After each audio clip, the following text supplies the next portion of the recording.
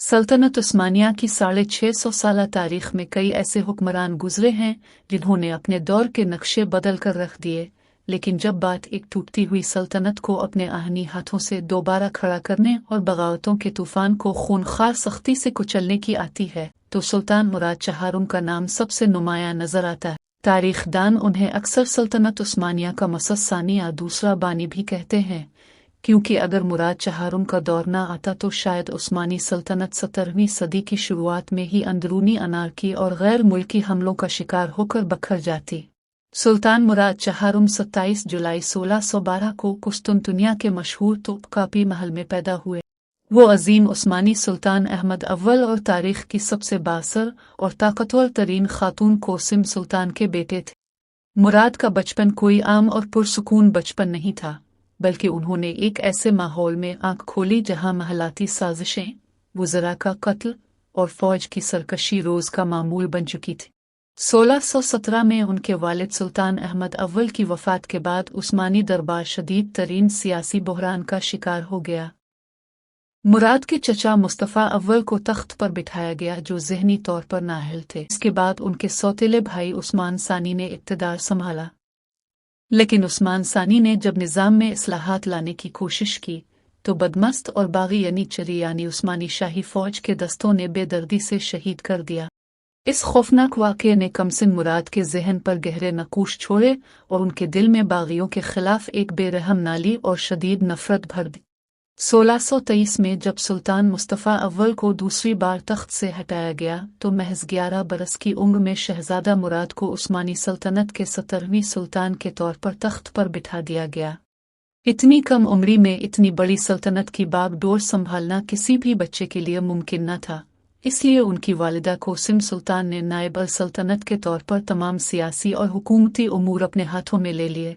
ये दौर सल्तनत उस्मानिया के लिए इंतहाई तारीख, खौफनाक और तबाहकुन दौर था।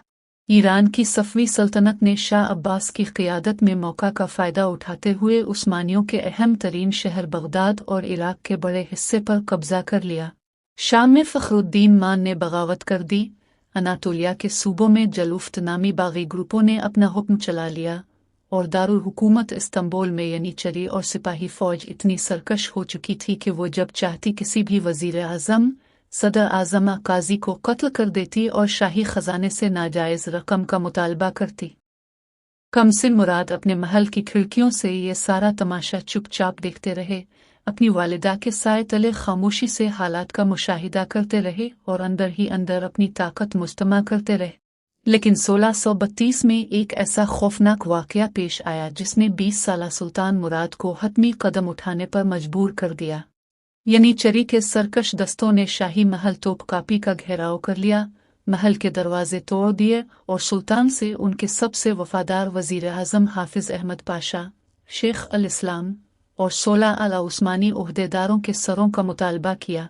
सुल्तान ने अपने वफादार वज़ीर को बचाने की बहुत कोशिश की और बागियों की मिन्नत समाजत की, लेकिन बागियों ने सुल्तान की आंखों के सामने वज़ीर आज़म पर खंजरों से हमला करके उनका जिस्म टुकड़े टुकड़े कर दिया।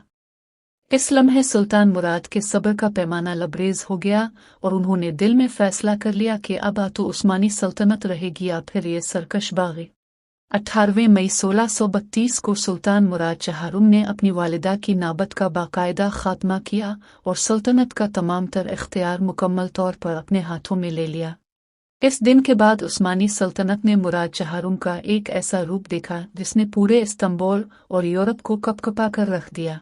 सुल्तान ने तमाम फौजी, दीनी और सिविलियन हुक्काम को शाही दरबार में तलब किया और कुरान पाक पर हल्फ लिया कि वो सिर्फ और सिर्फ सुल्तान के वफादार रहेंगे और किसी भी बगावत का हिस्सा नहीं बनेंगे। इसके बाद एक बेरहम और खूनरेज सफाई की मुहिम शुरू हुई।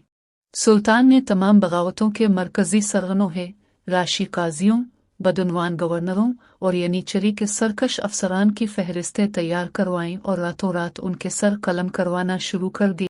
चंद ही महीनों के अंदर 20,000 से जायद बागी, डाकू और बदनवान अफसरान मौत के घाट उतार दिए गए। तारीखदान लिखते हैं कि बोस्फोर्स की आबनाए में बागियों की लाशें तैरती हुई नजर आती थी।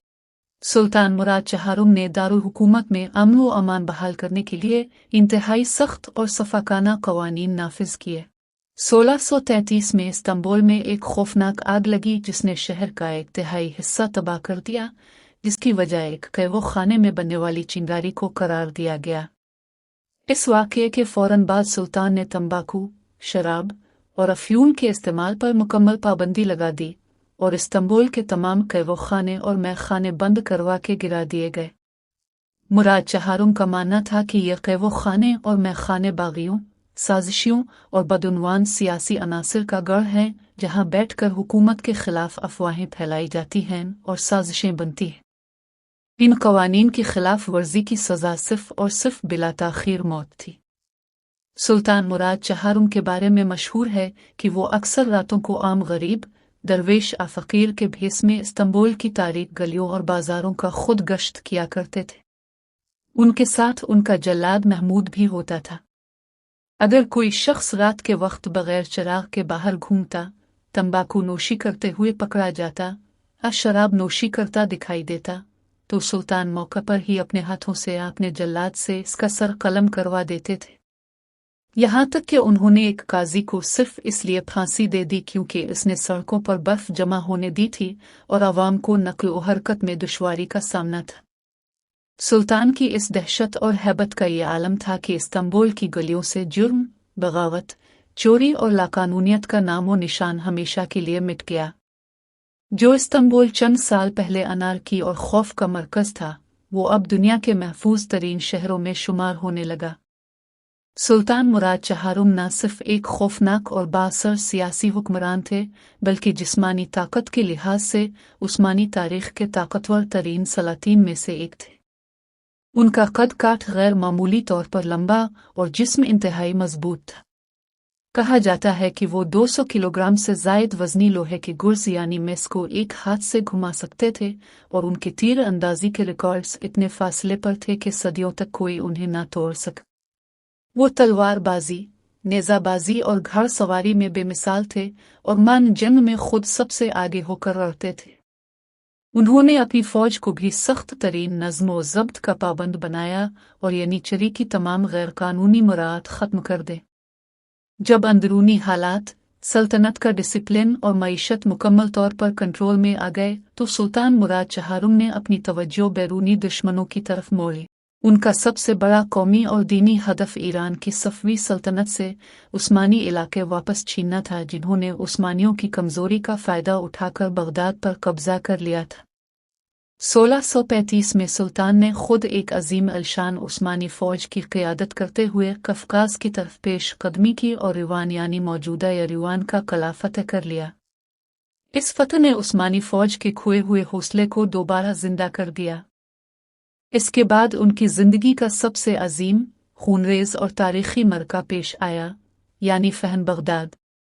1638 में सुल्तान मुराद चहारुम 1 लाख से ज़ायद के अजीम अलशान उस्मानी लश्कर के साथ इस्तांबुल से रवाना हुए। उन्होंने बगदाद तक का सैकड़ों मील का सफ़र खुद पैदल और घोड़े पर तय किया। बगदाद पर सफ़वी फ़ौज का इंतहाई मजबूत कब्ज़ा था और शहर की कलाबंदी इतनी शदीद थी उसे नाकाबिले तस्खीर समझा जाता था। सुल्तान ने खुद जंगी ज़िरा पहनकर मुहासरे की निगरानी की और खंदकें खोदने के काम का खुद मुआयना किया। मुहासरे के दौरान जब उस्मानी वज़ीर आज़म तैयार मोहम्मद पाशा सफ़वी गोली का निशाना बनकर शहीद हुए तो सुल्तान मुराद की आंखों में आंसू आ गए, लेकिन उन्होंने खुद आगे बढ़कर उस्मानी फ़ौज की कमान संभाली और सिपाहियों का जज्बा बुलंद किया। 40 दिनों के शदीद तरीन मुहासरे, तोप खाने की बमबारी और आमने सामने की खूनरेज़ जंग के बाद बिलाखिर बगदाद का किला फ़तह हो गया। इस अजीम फ़तह के बाद सुल्तान मुराद चहारुम को तमाम आलम इस्लाम में फ़ाहन बगदाद का तारीख़ी लक़ब दिया गया। बगदाद की फ़तह के बाद 1639 में उस्मानी सल्तनत और सफ़वी सल्तनत के दरमियान तारीख़ी मुआहदा क़सन शीरी, जिसे मुआहदा ज़हाब भी कहा जाता है, तय पाया।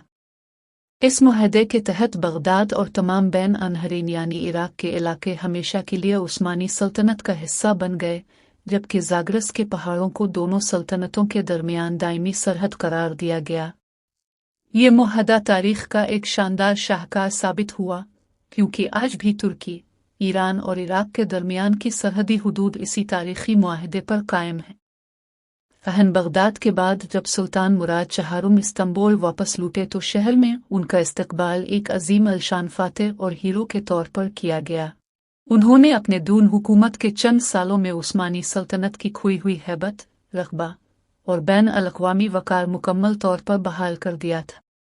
लेकिन मुसलसल जंगी मुहिम्मात, रात दिन की उनथक मेहनत और बेइंतहा सख्त जिंदगी ने उनकी सेहत पर इंतहाई मनफी असरात मुरतब किए। वो नक़्स के मर्ज और जिगर की शदीद बीमारी का शिकार हो गए। 8 फरवरी 1640 को महज 27 साल की छोटी सी उम्र में ये अजीम, हैबतनाक और बासर उस्मानी सुल्तान इस फ़ानी दुनिया से कोच कर गया। उनका दून हुकूमत सिर्फ 17 साल रहा, लेकिन इन 17 सालों में उन्होंने तबाही के दहाने पर खड़ी उस्मानी सल्तनत को एक बार फिर दुनिया की सबसे बड़ी और मजबूत सुपर पावर बना दिया। सुल्तान मुराद चहारुम का नाम तारीख में एक ऐसे शाहकार हुक्मरान के तौर पर दर्ज है जिसने साबित किया कि अगर हुक्मरान में पुख्ता इरादा, बेबाक शुजाअत और आहनी डिसिप्लिन कायम करने की सलाहियत हो तो वो कौम की तकदीर बदल सकता है।